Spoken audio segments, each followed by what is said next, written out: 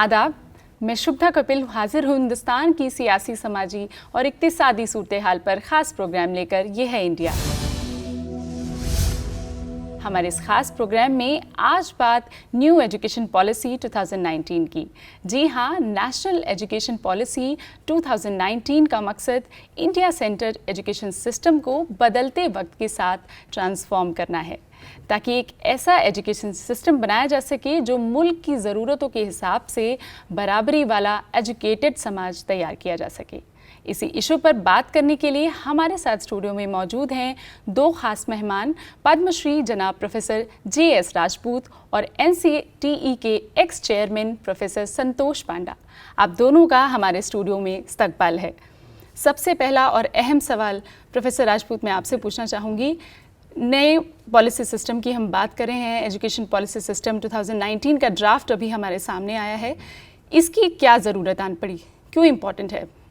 देखिए, education system की जिम्मेदारी होती है कि वो ऐसे नई पीढ़ी को तैयार करे जो समय के साथ अपने को बदल सके, समय के साथ की जो जो चैलेंजेस आते हैं, जो जो चीज़ें हमारे सामने उभरती हैं, उनमें अपना क्रिएटिव योगदान कर सके, उनमें अच्छे ढंग से बता सके कि अपना रोल प्ले कर सके।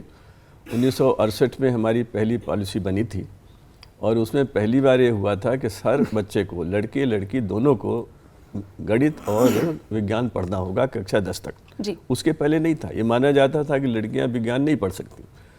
तो करोड़ों लड़कियों को उस नीति परिवर्तन से फ़ायदा हुआ और आज उन्होंने दुनिया को बता दिया कि वो लड़कों से पीछे नहीं है, चाहे साइंस हो, मैथमेटिक्स हो, कोई भी चीज़ हो।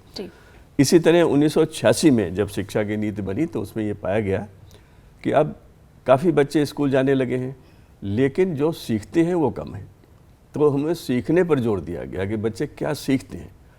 और अब उसके बाद 86 और 92 में इसको दोबारा देखा था। अब इतने वर्षों में इतने बड़े परिवर्तन हो गए हैं और इतनी तेज़ी से हुए हैं कि हम वो शिक्षा नीति अब लागू नहीं कर सकते। क्योंकि जैसे देखिए, हम इंफॉर्मेशन कम्युनिकेशन टेक्नोलॉजी आई तो ये उस स्टेज में 96 और 92 में तो नहीं थी। आज हम कोई भी काम बिना उसके नहीं करते। हमारे डिस्टेंसेस कम हो गए हैं, कनेक्टिविटी बढ़ गई है। दुनिया में हर एक जगह हम किसी से भी कुछ सेकंड में चिट्ठियां भेज सकते हैं।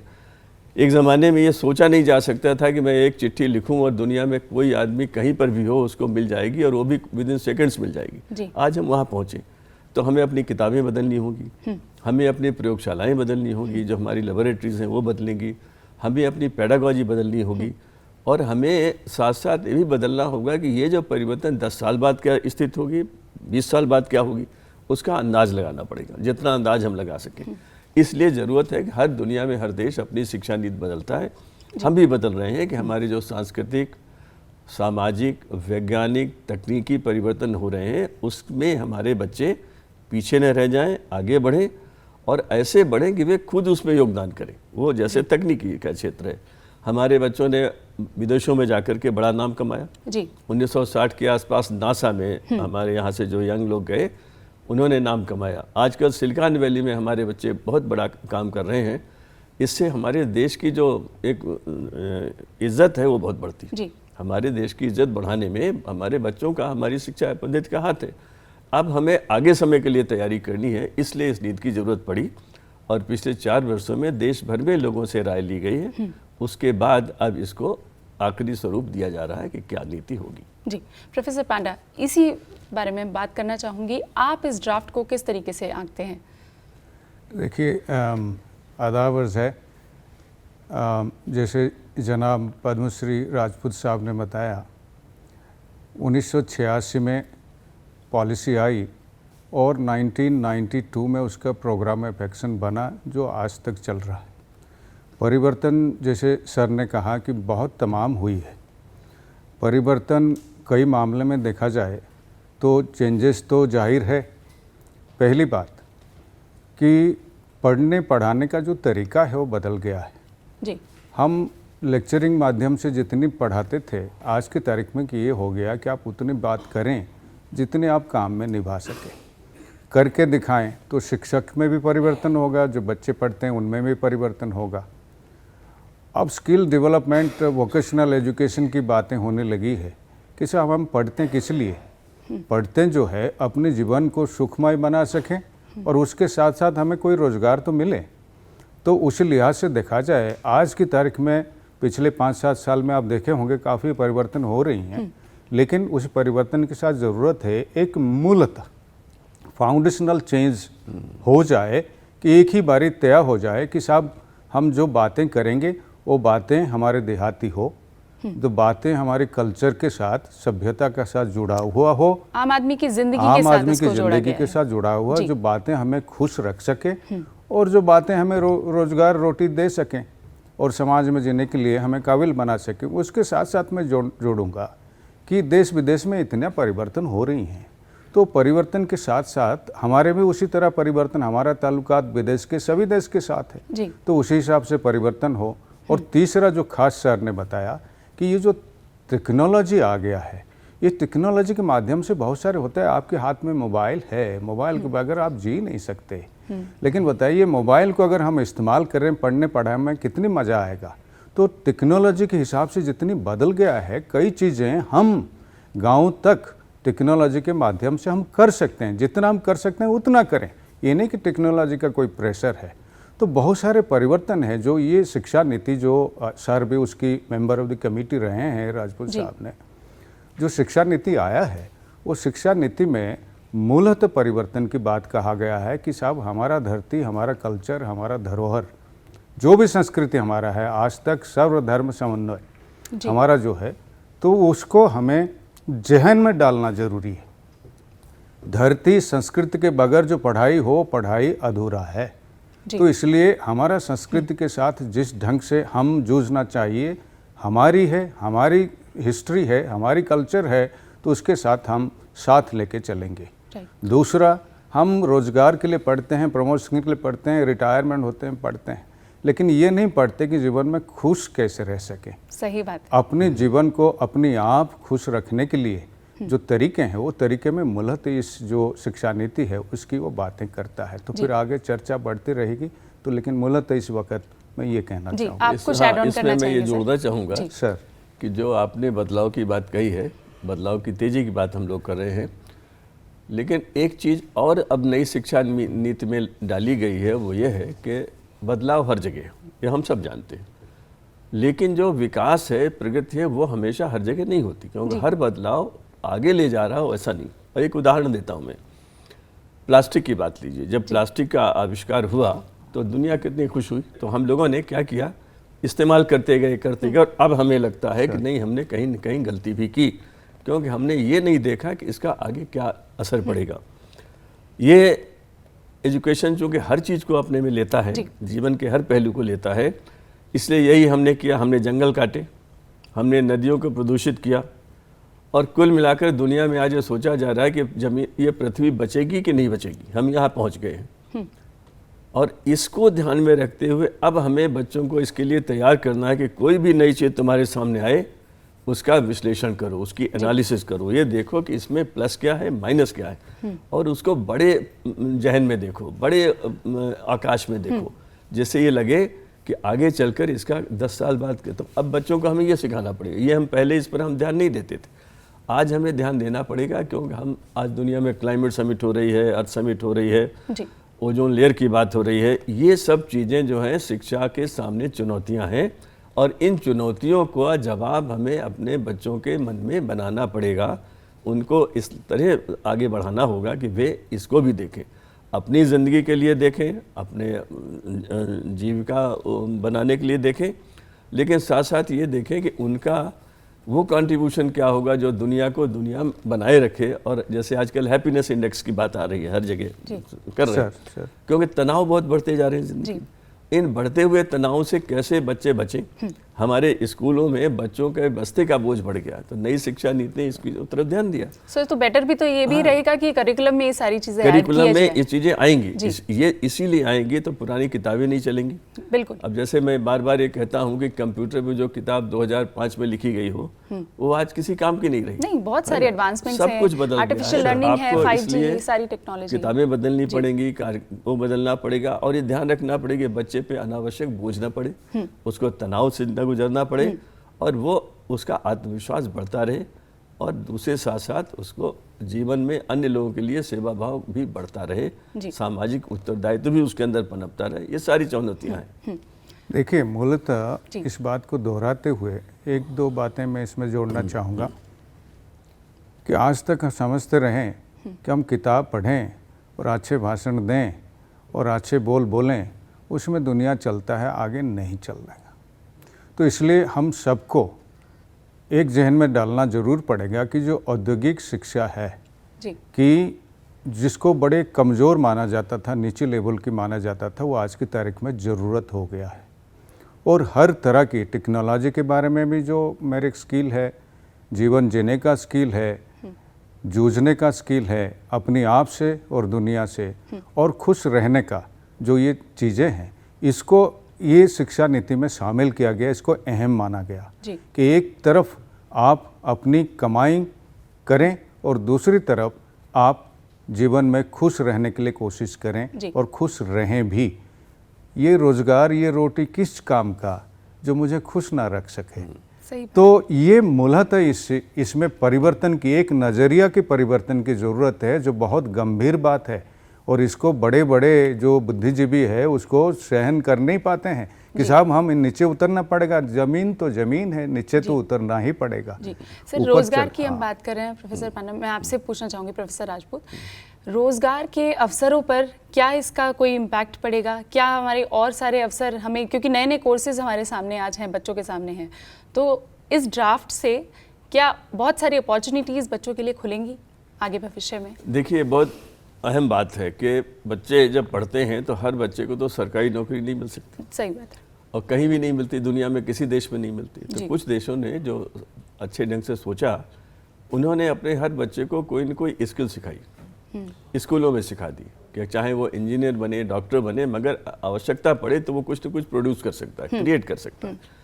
कोरिया में कहते हैं 92% बच्चे ऐसे हैं जो कुछ न कुछ और स्किल जानते हैं, जो प्रोडक्शन की स्किल है और जिसके द्वारा वो अपनी डे टू डे लाइफ जी सकते हैं। चाइना में ये 60% से ऊपर है, हमारे यहाँ बहुत कम है, 10 से भी नीचे है, 6-7% से ज़्यादा नहीं। इसीलिए मिनिस्ट्री ऑफ स्किल डेवलपमेंट बनी, कई चीज़ें हुई। हमने कोशिश तो की थी 1968 की पॉलिसी में कि वोकेशनल एजुकेशन हो और 25% सेकेंडरी स्कूल हमारे कन्वर्ट हो जाए, लेकिन हम उसमें सफल नहीं हुए। इसलिए नई शिक्षा नीति में क्या किया गया है कि कक्षा 9 से 12 तक उन्होंने वोकेशनल एजुकेशन और लिबरल एजुकेशन या साइंस एजुकेशन के अंतर को मिटा दिया। उन्होंने कहा कि आपको 40 क्रेडिट्स लेने हैं, जिसमें 15 ऐसे होने चाहिए जो स्किल डेवलपमेंट हो, जो आपको सिखाएं। तो अब हर बच्चे के अंदर ये चीज़ आएगी, कोई न कोई कौशल सीखेगा। और सबसे बड़ी बात जो आपने अभी कही पांडा जी ने, इससे एक नज़रिए का परिवर्तन होगा, एटीट्यूडल ट्रांसफॉर्मेशन होगा। बच्चा जब खुद करेगा काम, एक प्रैक्टिकल नॉलेज तब उसको लगेगा कि हाँ, इसकी इज्जत है, ये भी महत्वपूर्ण चीज़ है। यही बात गांधी जी कहते थे। गांधी जी ने बेसिक एजुकेशन का जो बात कही थी कि हेड, हैंड एंड हार्ट, तीनों को आपको आगे लेना है। हम अनफॉर्चुनेटली हम केवल हेड पे ही रह गए, हमारे बच्चे केवल परीक्षा के अंकों के लिए कर रहे हैं और बाकी दो चीज़ें हम भूल गए हैं। तो इस बार इस नई पॉलिसी में इस चीज़ को लिया गया है कि equal emphasis on vocational education and general education और liberal education and at the same time also on value education. जो ह्यूमन वैल्यूज़ हैं, अब जो हमारी फंडामेंटल ड्यूटीज़ हैं, देश के लिए हैं, अपने लिए हैं, समाज के लिए हैं, लोगों के लिए हैं, और जो कॉन्स्टिट्यूशन में आर्टिकल 51A में लिखी हुई हैं, उन सब के लिए भी हमें बच्चों को तैयार करना है कि भाई आपका ऑब्लिगेशन है, अपने लिए ही नहीं है, समाज के लिए भी है, देश के लिए भी है। सीधी सी बात यह है कि इस ड्राफ्ट के ज़रिए हमें बच्चों को उनके जीवन मूल्यों से जोड़ना है, उनकी आम जिंदगी से जोड़ना है। देखिए, मिसाल के तौर पर थोड़ी सी और छेड़ दूँ। बिल्कुल बिल्कुल, बताइए सर। पुराने में जो कुछ नहीं कर पाता था तो वो ITI पढ़ता था और पॉलिटेक्निक जाता था। फिर ये तय हुआ आहिस्ता आहिस्ता, पिछले 5-7 साल से मैं कहूँगा, ये तय हुआ कि सब स्कूल सब्जेक्ट का जो वोकेशनल लेगा उसको एक सब्जेक्ट का मार्क काउंट किया जाएगा। फिर ये तय हुआ कि एक वोकेशनल स्ट्रीम क्यों ना हो जाए अलग। फिर उसके साथ साथ ये हुआ कि अगर वो पढ़ के आगे जा रहे हैं तो फिर कॉलेज में वोकेशनल औद्योगिक का एक सब्जेक्ट हो। होते होते ये हुआ पूरा औद्योगिक मामले में आगे क्यों ना पढ़े। फिर हमारा जो नेशनल स्किल क्वालिफिकेशन फ्रेमवर्क आया है, जो पूरी दुनिया के मामले में बेहतरीन में से बेहतरीन है, तो कोई भी स्किल हो, चाहे वो प्लम्बर हो, चाहे वो कारपेंटर हो, जो प्लम्बिंग करते हैं आपके घर में, वो भी आगे पढ़ पढ़ के अपना PhD डिग्री तक लेगा। ये जो मान्यता है, ये मान्यता को ये नया शिक्षा नीति जाहिर करता है। दूसरी बात कि मेरे ऊपर आप छोड़ दें, मैं पढ़ना चाहता हूँ, मेरे ऊपर आप छोड़ दें कि साहब मैं कौन सा कितना सब्जेक्ट, कितना क्रेडिट कहते हैं, कितने घंटे का मैं अपना पढ़ूंगा, अपना बास्केट में अपना पूरा करूंगा। जब मेरा पूरा हो जाएगा आप मुझे डिग्री दे दीजिएगा, मैं तय करूंगा मेरे को किसी हिसाब से जाना है। तीसरी बात कि साहब जो वोकेशन पढ़ रहा है वो क्या जनरल में ऊपर हायर एजुकेशन पढ़ सकता है? जो हायर एजुकेशन पढ़ रहा है, नौकरी नहीं मिल रहा है, उसको कम से कम 3 साल की 4 साल के अंडर ग्रेजुएट में तो आप कम से कम 24 क्रेडिट की, सर ने कहा 40 उधर है जो स्कूल में, ये 16 क्रेडिट की, जो 24 क्रेडिट की आप उनको अगर वोकेशनल दें, 24 क्रेडिट को सरकारी तौर पर मान लिया जाता है रेगुलेटर के तौर पर कि 24 क्रेडिट किसी भी चीज़ का एक डिग्री लायक है। उसी सब्जेक्ट में अगर प्लम्बिंग में मैंने 24 क्रेडिट कर लिया, मैं प्लम्बिंग का मास्टर हूँ, इंटरनेशनली कहीं भी जा सकता हूँ। ये जो मुद्दे हैं, ये बहुत पुरानी को तोड़ के जो मुद्दे आ रहे हैं, ये मुद्दे बड़े अहम और गंभीर मुद्दे हैं। प्रोफेसर राजपूत, क्या ये जो इतना कॉम्प्रिहेंसिव सिलेबस है, क्या नई नीति में इसको भी कुछ कट एंड शॉर्ट करने का प्रावधान किया गया है? देखिए ऐसा है ना, पहले पॉलिसी बनती है, पॉलिसी बनने के बाद करिकुलम फ्रेमवर्क बनता है। NCERT की जिम्मेदारी है कि नई करिकुलम फ्रेमवर्क बनाए और उस फ्रेमवर्क बनने के बाद सिलेबस बनता है हर एक क्रेडिट कोर्स का या सब्जेक्ट का, और तब पाठ्य पुस्तकें बनती हैं जी। और उन पाठ्य पुस्तकों में इन चीज़ों का ध्यान रखा जाता है कि NCERT की ये जिम्मेदारी होगी कि बस्ते का बोझ कम हो। करीब 2 साल पहले हमारे मंत्री जी ने ये घोषणा की थी कि हम इसको आधा कर देंगे। अब ये गणित के हिसाब से ऐसा नहीं कि 100 का 50 कर देंगे, लेकिन हाँ उसे कम करेंगे और जो अनावश्यक है उसको निकालेंगे। सबसे बड़ी बात जो है शिक्षा में और शिक्षा नीति में या पाठ्यक्रम परिवर्तन में वो होती है कि जो नया है उसे लाना है जी। अब जैसे कंप्यूटर है, आज से 50 साल पहले कंप्यूटर की कोई ज़रूरत नहीं थी जी। न हम सिखाते थे, लेकिन अब उसके लिए समय देना पड़ेगा और जो भी उससे कंप्यूटर से लर्निंग होती है, इंटरनेट से होती है, वो हमारी पेडागॉजी को उसने पूरी का पूरा बदल दिया। तो इस बदलाव को किस ढंग से बच्चों के सामने स्कूल तक पहुँचे, कैसे टीचर एजुकेशन इंस्टीट्यूशन में पहुँचे, ये जिम्मेदारी NCERT करेगी जब हमारी शिक्षा नीति फाइनली देश के सामने आएगी। अभी तो वो ड्राफ्ट है जी। बहुत लोगों से, लाखों लोगों ने उसमें अपनी राय दी है, उसका अध्ययन किया गया है, उसके बाद ड्राफ्ट बना है। अभी भी उसका फाइनल स्वरूप हमारे सामने नहीं आया, लेकिन जैसे ही आएगा वैसे ही NCERT अपना काम शुरू कर देगी। और क्योंकि 2005 का करिकुलम हम आज भी पढ़ा रहे हैं, इसलिए हर जगह महसूस किया जा रहा है कि उसे जल्दी से जल्दी बदलना चाहिए, बहुत देर हो चुकी है। जो भी हमारे बड़े देश हैं शिक्षा के क्षेत्र में जो आगे हैं, वहाँ 5 वर्ष के अंदर पाठ्यक्रम बदल जाता है। पॉलिसी भले ही वो रहती है, लेकिन पाठ्यक्रम बदलता है और किताबों में परिवर्तन लगभग हर साल अब होने लगा है। कई जगह पर एक फ्रंट लाइन करिकुलम का कॉन्सेप्ट आया है कि ऐसा हो सकता है कि कोई इतनी महत्वपूर्ण चीज़ आ जाए जो बच्चों को जाननी चाहिए, इसलिए 10% उसको भी अलग से दे सकते। और आजकल ऐसा है कि हम इसको दे सकते हैं, कोई नई चीज़ अगर हम एडवांसमेंट हर स्कूल को बताना चाहें तो हम उसके 10 पेज 20 पेज का मटेरियल भेज सकते हैं, वीडियो भेज सकते हैं और हर स्कूल तक हम पहुंच सकते हैं जी। इसलिए ये चीज़ें जो हैं ये नई हैं और इनको ध्यान में रख कर ही। एक और चीज़ मैं यहाँ कहना चाहता हूँ, एक ज़माना था जब हम लोग कहते थे कि टेक्स्ट बुक, टीचर और विद्यार्थी यही सब सीखने के मौके थे।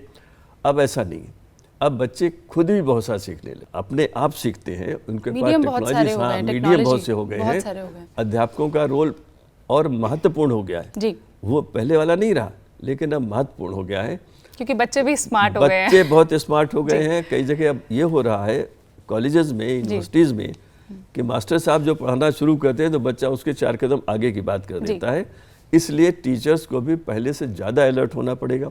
बहुत से अध्यापकों को ये समस्या थी कि वो नई तकनीकी से फेमिलियर नहीं थे, थोड़ा घबराते थे। हर एक परिवर्तन में ऐसा होता है, उन सबको भी अब ये सीखना पड़ रहा है और वो सीख रहे हैं। और अब हम काफ़ी अच्छी स्थिति में आ गए हैं जहां हम नई टेक्नोलॉजी का इस्तेमाल कर रहे हैं जी। यहीं पे एक बात मैं आपसे पूछना चाहूँगी सर, आप काफ़ी कंट्रीब्यूशन है आपका टीचर्स एजुकेशन में, तो आप क्या समझते हैं, इसको किस तरीके से आगे देखना चाहिए? क्या क्या नए नए प्रावधान टीचर्स के लिए हमें लगाना चाहिए, या इस नीति में कौन से इन बातों पे किस चीज़ पे एड्रेस दिया गया है टीचर्स को लेके खास? देखिए, टीचर्स की बात करने के साथ मैं ये कहना चाहूँगा कि दुनिया में माना जाता है कि किसी भी देश के लोगों का स्तर उनके अध्यापकों से ऊंचा नहीं हो सकता। जी।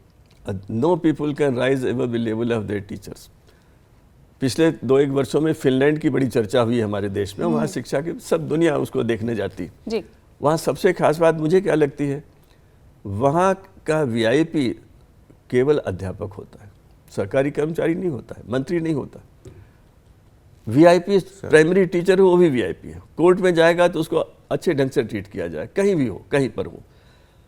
अध्यापकों का सम्मान होगा और अध्यापक अच्छे ढंग के अपना कार्य करेंगे, चरित्रवान होंगे। जो आचार्य हैं, आचार्य का अर्थ यही होता है कि जिसका आचरण अनुकरणीय हो, दूसरे भी उसका करें।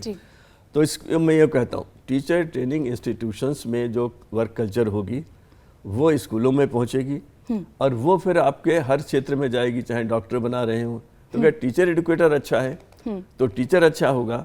उसके बाद स्कूल के बच्चों से निकलने वाला हर व्यक्ति, चाहे वो राजनेता बने, चाहे वो इंजीनियर बने, चाहे वो डॉक्टर बने, वो ह्यूमन वैल्यूज़ को मानेगा। वो मानेगा कि मेरे सर तो ऐसे जीवन जीते थे, समय के पाबंद थे, दूसरों से अच्छा व्यवहार करते थे, ईमानदारी से काम करते थे। ये बात फैलेगी, इसलिए बहुत महत्वपूर्ण है। और इसको ध्यान में रखते हुए नई शिक्षा नीति में कहा गया है कि अब हमें धीरे धीरे 4 वर्षीय पाठ्यक्रम के द्वारा अध्यापकों को तैयार करना चाहिए। 1 ईयर वाला कार्यक्रम जो है पुराना हो चुका है, वो काफ़ी नहीं है। उसमें हम वो सब टीचर्स को नहीं सिखा पाते जो हम सिखाना चाहते हैं, क्योंकि केवल परीक्षा में या स्कूल में टेक्स्ट बुक पढ़ाना ही टीचर का काम नहीं, वह उनका जीवन बनाता है, वो पूरे का पूरा परिवर्तन करता है। इसको हम यूँ भी कहते हैं कि एक छोटा बच्चा आता है या 10 साल 12 साल का आता है जो दुनिया को नहीं जानता कि आगे क्या जीवन मिले। अध्यापक उसको सिखाता है कि तुम्हें जीवन में आगे कैसे बढ़ना है, और वो कहते हैं ना, उसको पर्सन टू पर्सनालिटी में बदल देता है। मेरा अध्यापक का काम क्या है, to transform a person into personality, उसको एक व्यक्तित्व दे देता है, वो आगे बढ़ा देता है। और ये जब होता है तब हमारा शिक्षा का उद्देश्य पूर्ण होता है। तो प्रारंभ होना चाहिए टीचर ट्रेनिंग इंस्टीट्यूशन से। गुनार मिडल नाम के एक बहुत बड़े विद्वान थे, उन्होंने 1968 में किताब लिखी थी, 68-70 में, द एशियन ड्रामा। और उन्होंने कहा कि विकासशील देशों की गुणवत्ता, क्वालिटी ऑफ लाइफ, इस पर निर्भर करेगी कि उनके टीचर ट्रेनिंग इंस्टीट्यूशंस कितने अच्छे ढंग से काम करते हैं। तो वो बात आज भी हमें लगता है, और इस नई शिक्षा नीति में इस बात को माना गया है कि बहुत हमें तरजीह देनी है टीचर ट्रेनिंग इंस्टीट्यूशंस को। वे जितना अच्छा काम करेंगे उसका प्रभाव हमें हर जगह हर तरफ दिखाई देगा। और आज के ज़माने में ये सब किया जा सकता है। एक भ्रष्टाचार मुक्त समाज की स्थापना करना अब कोई यूटोपियन आइडिया नहीं रहा, ये व्यवहारिक लगता है, और बहुत जगह इसका उपयोग हम लोग देख भी रहे। देखिए, सर ने बहुत एक अच्छी बात छेड़ दी है। शिक्षक शिक्षा में सर तो फाउंडिंग चेयरपर्सन रहे, मैं तो बाद में संभाला। तो लेकिन 2-4 बातें मैं इस मामले में कहना चाहूँगा। पिछले 2-2.5 साल से शिक्षा नीति चर्चा में है, और वो चर्चा का असर इतना हो गया है तो शिक्षा नीति बन ही जाना चाहिए। कई चीज़ें ऐसे हमारी धरती पर उतर के शामिल हो चुका है। मिसाल के तौर पर सर ने कहा कि सब ये जो इंटीग्रेटेड एजुकेशन है, आप +2 के बाद, सीनियर सेकेंडरी के बाद तय कर सकते हैं कि मैं वकील बन सकता हूँ, मैं इंजीनियर बन सकता हूँ, डॉक्टर बन सकता हूँ। आप ये नहीं तय कर सकते मैं शिक्षक बन सकता हूँ, बिल्कुल, या शिक्षक का शिक्षक बन सकता हूँ। तो ये कोई आर्गूमेंट नहीं है। सो +2 सीनियर सेकेंडरी में ही आप तय कर लें अगर आपको शिक्षक बनना है। सर फिनलैंड की, साउथ कोरिया की, जापान की, जर्मनी की, ब्रिटेन की एग्जाम्पल दी है कि जहाँ शिक्षक को सबसे बड़ा माना जाता है, जहाँ शिक्षक की सैलरी बहुत ऊंचा है, सबसे ज़्यादा सैलरी हो तो शिक्षक का है। अगर ऐसा है तो हमारे देश में भी हो सकता है। सर हम कहाँ लैकिंग है इस चीज़ में? देखिए, हमारा तो पहली सर करप्शन की बात कर दी, मैं और थोड़ा करप्शन को छेड़ दूँ। शिक्षक शिक्षा में जितनी करप्शन है शायद और कहीं है। शिक्षक शिक्षा में जो करप्शन है उसको हटाने के लिए हमने भी कोशिश किया, ई गवर्नेंस किया, रेगुलेशन लाई, तमाम चीज़ें हुआ। लेकिन मेरी मानना है कि हर बच्चा स्कूल जाता है, हर स्कूल का शिक्षक चाहिए। हर बच्चे का पढ़ाई में शिक्षक का योगदान है, चाहे वो प्रधानमंत्री जी हो, उनसे लेके नीचे कोई हमारा ड्राइवर तक हो। हर एक का बच्चा स्कूल में पढ़ता है जिसको मास्टर जी पढ़ाते हैं। तो देयरफॉर मास्टर जी सबसे अहम जीवन में हैं। अगर वो मास्टर जी को बनाने में हमारा बहुत सारे संस्था शिक्षक शिक्षा में हैं जो सही ढंग से नहीं बनाते जी। बहुत सारे हम समाज में जीते हैं, इन चीज़ों को जानते हैं, तो कहने में हर्ज नहीं है कि बहुत सारे संस्था ऐसे हैं जो बिल्कुल ये करप्शन के माध्यम से ही जीना चाहते हैं। उनको हटाना बहुत ज़रूरी है और शिक्षा नीति इसकी बहुत गंभीरता से ये बातें कही है कि इन चीज़ों को हटाना ज़रूरी है। दूसरी बात, जो रहे उनको एक इंटीग्रेटेड इंटरडिसिप्लिनरी में एक चीज़ें पढ़ता हूँ, सब्जेक्ट पढ़ता हूँ, मुझे और तमाम सब्जेक्ट के बारे में जानकारी होना चाहिए, तभी मेरा पढ़ाई बेहतरीन होगा। और जो शिक्षक उसको पढ़ाने में स्कूल स्टेज से सामर्थ हो तो उसकी शिक्षा जो होगा वो भी तो इंटरडिसिप्लिनरी होनी चाहिए। तो इकट्ठे इंटीग्रेटेड इंटरडिसिप्लिनरी हो और उसके साथ साथ जो शिक्षा मुझे ज़मीन पर उतर के काम में लगने में मदद करें। मैं काम करते हुए, एक्सपेरिमेंट करते हुए सीखूंगा। वो जो शिक्षा है वो एक बेहतरीन शिक्षा है ना। आपने मेरे को कह दिया, मैंने उसको पढ़ लिया, घर में अपना पढ़ लिया, सेल्फ स्टडी कर लिया, वो शिक्षा नहीं है। मिसाल के तौर पर और भी एक बात जोड़ना चाहता हूँ। हमने बहुत अलीगढ़ मुस्लिम यूनिवर्सिटी विश्वविद्यालय में काम किए हैं। वहाँ +2 के स्कूल के जो मदरसा से आते थे तो वो बच्चे डिस्टेंस लर्निंग में आते थे। क्यों? मदरसा से बड़े कमज़ोर था और इसका असर शिक्षा नीति का ये है, मदरसा की इतनी ट्रांसफॉर्मेशन है और आप सबको, मुझे खुशी होता है बताने में, ट्रांसफॉर्मेशन और गहराई से और जल्दी होना चाहिए। मदरसाओं में आजकल इंग्लिश, मैथमेटिक्स, ये तमाम चीज़ें, साइंस जो आ रही है, अपनी पुरानी थियोलॉजी शिक्षा के साथ साथ, मैं ये नहीं कह रहा हूँ कि उसको हटाइए, उनके साथ साथ ये जो परिवर्तन होके आ रहा है तो उसका असर ये है कि हमने जितनी मदरसाओं के साथ काम किया अलीगढ़ मुस्लिम विश्वविद्यालय के तहत, आज की तारीख में परिवर्तन हो रहा है। ये परिवर्तन शिक्षा नीति का ही असर है, एक तरफा का ये प्रेशर है और उसके साथ भी दे रहा है, क्योंकि वहाँ परिवर्तन होगा, शिक्षा नीति और मजबूती से आगे बढ़ेगा।